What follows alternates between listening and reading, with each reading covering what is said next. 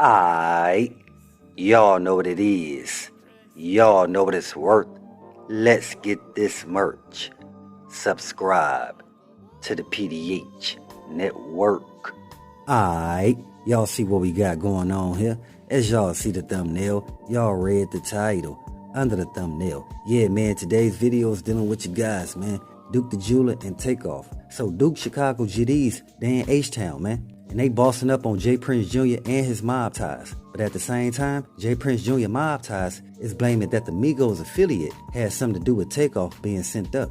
So again, man, y'all see the thumbnail. Look like you got J.Prince Jr. is facing a lot of heat. And not just for the whole Takeoff situation, where someone upped the burner after Quavo and J.Prince Jr. disagreement over some bogus dice, resulting in Takeoff's untimely demise. Messed up situation, man. Again, same thing happened with Duke. So then you have Chicago's own Duke the Jeweler. His folks want answers as well, pertaining to Duke being invited out to Houston from J.Prince Jr. and not Boosie to attend the different events in the 5th Ward District of Houston.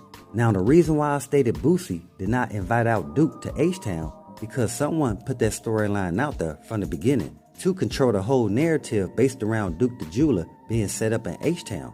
And also, a lot of people heard the interview that Boosie did, where he was the one to let the world know that Duke the Jeweler was set up in H-Town, not J.Prince Jr. or his pops. It was Boosie. Again, because Boosie did acknowledge that he and Duke had a conversation about jewelry and investments. And Boosie say they had the conversation while they was walking through the parking garage, leaving a concert. And Boosie say after that conversation that he had with Duke, him and Duke went their separate ways. Then Boosie say he get a call from one of his guys on his team that Duke got set up. But again, I would like to give credit to Boosie for even acknowledging and apologizing to Duke family, even though Boosie was not the one to invite out Duke. That was J.Prince Jr.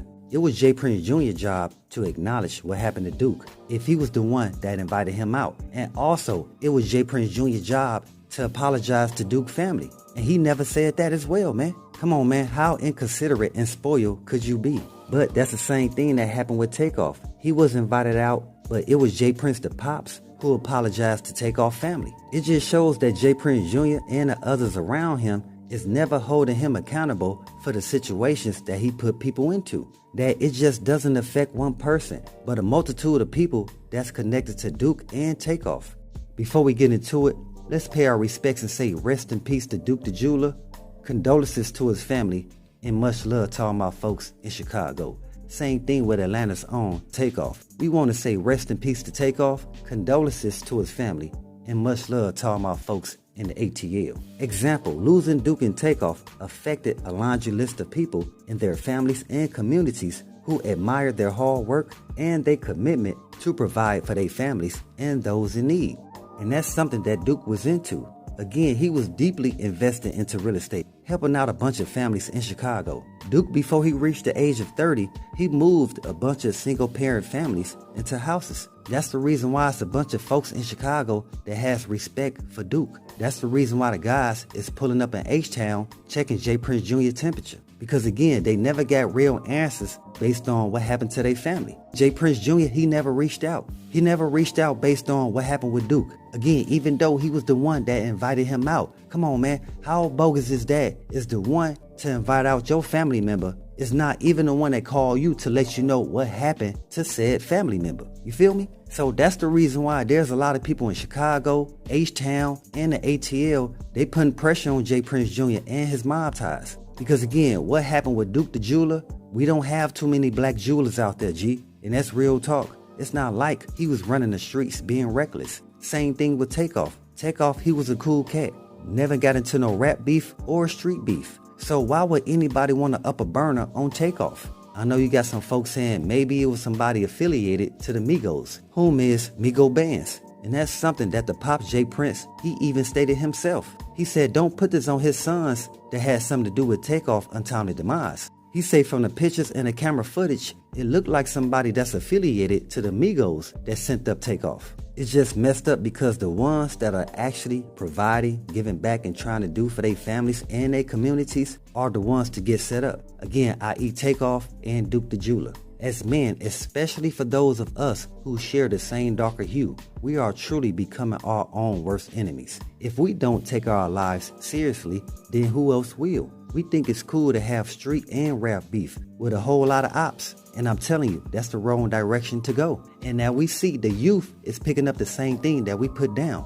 So again, we may have promoted it in a different way, but it's still the same format. We still getting the same results. We still losing a lot of our own people based on our own ignorance. And that's real talk, man. So until we mature and understand that the world doesn't owe us anything, trust me, we will get back to being family oriented. But until we bring back the importance of family, it's only going to continue to get worse. And that's what we have now. Overly aggressive women and men with weak backs. We can do better, but we have to set better examples for the youth. Yeah, my G, we living backwards, upside down, because we promote bad habits as if it benefits someone in our families and communities, but it never does. So I don't see why we do it. We're not savages living on demon time. That's called spell casting. Whenever you want something, you just speak it into existence, right? So why do we speak so much hostility, negativity, and portray a lifestyle that we really don't agree with? I'ma tell you why, because it's all an act. Everything we doing is not part of reality. That's the reason why we're lost. That's the reason why the family unity is not together like it used to be. Because again, we're not living in reality, man. We making up stuff, and because we make up something, we take it as being the truth. Black people, we can't act tough and play victim at the same time, G. How can you be overly aggressive and play victim? Come on, man. That makes no sense.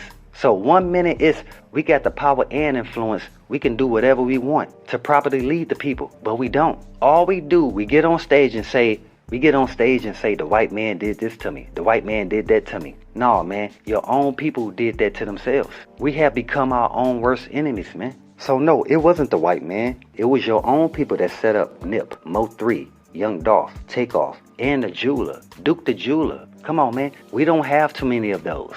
So again, the one that we do get, we take him out. We treat him like his life doesn't mean nothing to the culture.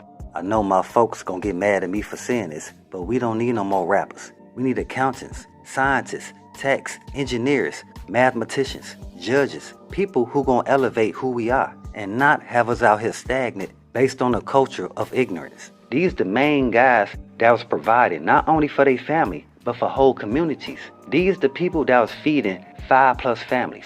And this is what we do to them. So at the same time, when we looking at each other and we saying it was the white man, it was that group of people that put us down. Nah, man, it's our own people. It's us. We have to look ourselves in the mirror and we have to realize that we are crippling our own selves. That it has become a trickle-down effect that is crippling the next generation. So if we want to properly lead the next generation, we got to come with a better mindset. We have to analyze the things that are bringing us down and also the things that benefit us. And that's real. A lot of stuff that we seeing and doing now is literally just breaking down the family unit, because there's nothing that we really do for the family.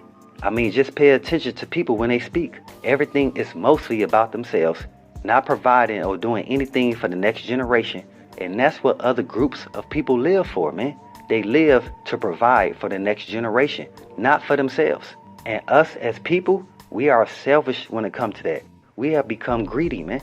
I think sometimes, like, if our grandparents, great-grandparents was like what we are today, we wouldn't be here. There would be no passing down of culture, traditions, generational wealth, when none of that exists with the mentalities that a lot of us have today, man. So either we gonna get with the program or continue to get caught up in the jam. Cause guess what? Don't nobody else feel sorry for us. You understand? Especially if we out here yelling, we the strongest, we the toughest, right? We survivors, all this. Then don't nobody want to hear you crying then. We got to get up and we got to get back to work. Mentally, physically, and spiritually. And that's real. Be aware and always stay prepared.